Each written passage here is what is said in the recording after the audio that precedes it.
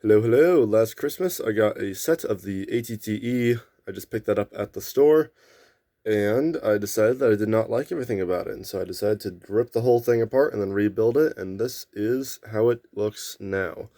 Hopefully this won't be too long of a video. I didn't do modifications on everything, but I'm just going to go over some of the major details, some of the stuff that I didn't do, and the accuracy, minifigure capacity, and usage of this. So one of the first things to take note of is I actually did not modify most of the legs. I only really modified these inner legs and just made this part a little bit wider. In the future, I might expand this joint here just to make that a little bit larger and more shield-like it is in the movie. But for right now, we're going to start at the top with the cannon. We have the same gunner from the set that it came in, of course. And then I also made this so that it could cant up and down instead of moving over here. I think I extended the barrel a little bit just to be a little bit longer, and then I also added some extra detailing to that seat to give it a little bit more dimension to it, and that headrest, and then also added those controls and kind of smoothed out some of this area. At the front here, we have the cockpit. The set can only fit one pilot in the front, but instead I was able to fit in two. And I do have my 501st in here because I don't have enough 212 to fit in the whole thing, because the set only comes with like 3 of them and Cody. So this is all just going to be 501st. There are those two figures there.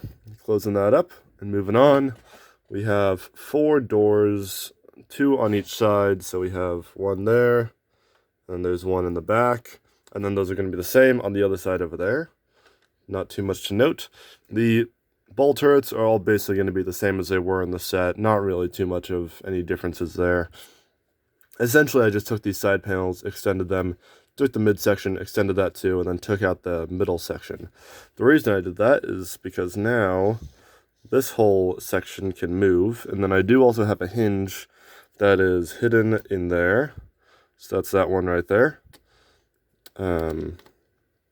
Just for a little bit more posability and flexibility, though that does undermine some of the structure, and so usually I just keep it like this. It's not very structurally sound and therefore not really great for playing, but as a display piece, it still looks a little bit nicer than the set does.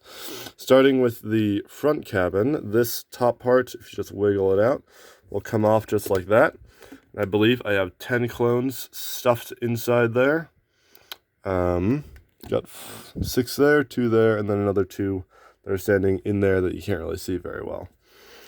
And then I also have a removable panel where they're all sitting, so I can switch that out for a control panel for planning battles and strategies, and using the walker instead as a mobile base of operations as opposed to just an attack vehicle. In the back, it's going to come apart from these sections. Well, actually, first, if you hinge this part up, this whole thing is a finagly process. If you hinge that up, then you can kind of see into it, but it's a little bit easier if you just take this entire section off, if possible. There we go. And then you can kind of see the inside, though not very well. There's going to be another 10 guys that can fit back there, along with the 10 guys that fit in the front. Then there's 2 pilots and 1 gunner, so it makes a total of 23 figures. I do have little control panels in the back. They're a little bit hard to see. Maybe if we remove some of these figures or remove this section, we can kind of have a peek back there. But there are some control panels in the back there that man these gunnery turrets. I believe I have some in the front as well, but that is accurate to the cross-section, which I always recommend working from if you're trying to make a accurate and scaled version of any Star Wars vehicle.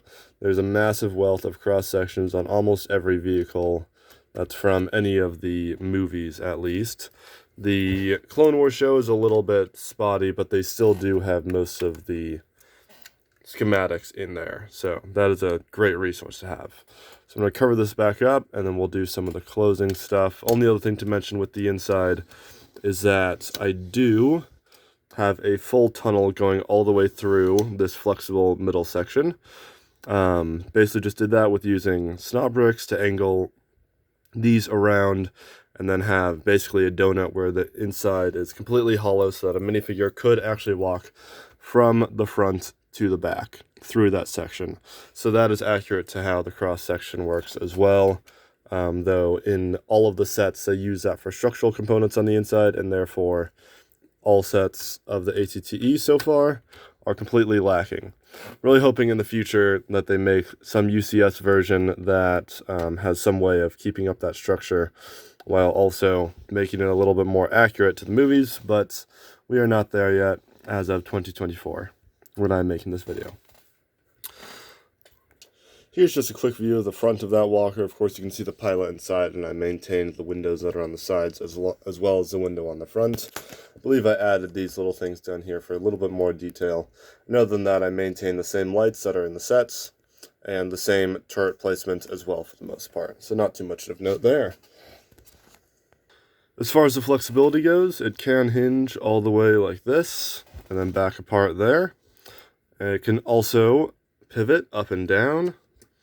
These legs are basically connected to the back section a little bit more than they are to the front section. So while this still hinges, the hinge for moving up and down is only this one right there. And so essentially I have this inner piece, and then the legs are connected to the connector that lets it hinge up and down, which is connected to the inner donuts there. So that can all move up and down, but only on that one axis, and then of course it can bend all the way like this.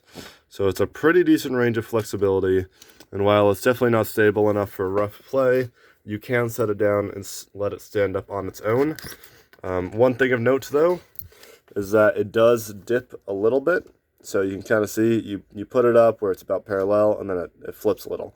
So if you guys end up wanting to clone this technique, if you're putting it on display, it can sometimes be a little bit nice to put a clear structure like a couple windows under here, just to prop it up and give it a little bit more strength and definition on display there.